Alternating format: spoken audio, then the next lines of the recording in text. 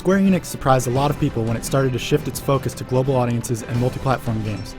Even more surprising was the announcement that it would license the Unreal Engine to develop its newest role-playing game, The Last Remnant. However, don't be fooled into thinking that Square is suddenly making a Gears of War RPG now. This is a JRPG in every sense of the term. The Last Remnant has a fairly interesting setup. The world is filled with traces of a lost civilization called remnants. These remnants do everything from defend entire cities to aid warriors, and control of these mystical objects figures heavily into the plot. Throw in a kidnapped sister and stoic androgynous men, and you have a very familiar JRPG setup. Oddly enough, once you get a ways into The Last Remnant, you'll find that the story elements are comparatively absent. The vast majority of the game is spent in combat, with few cutscenes and little to do in each town. What story does exist is trite and formulaic, with an ending that is anything but original. After beating the game, I only felt let down.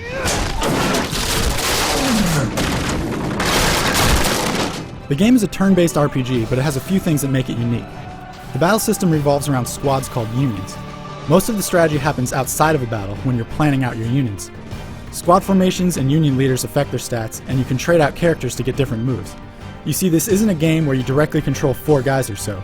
You give general commands to your unions, and then watch how well the 15 or so characters follow them. That's right, you don't directly control what they do, and this can become problematic. Say that a few people are in dire need of healing, and you give a command to heal. Oftentimes, the high priority guy gets healed first, but there can be circumstances where the game auto-selects someone who doesn't need it as badly. Not having full control of your squad works well in minor fights, but can be horribly frustrating in tough situations. But before you can even get into the battles, you'll notice that The Last Remnant has some major problems. In general, it suffers from a lack of polish and care that an epic RPG like this requires. Right off the bat, you'll notice that there's a lot of slowdown. The game is noticeably better if you install it to your hard drive with the new Xbox experience, but it is still a major problem. And if you don't have a hard drive, I'd recommend avoiding this game entirely. It can turn into a slideshow. It's so bad that I can't believe anybody would release a game in this state. It's also clear that Square Enix has a few other growing pains with the Unreal Engine. Texture pop-in, shimmering, and awkward animations constantly plague the game.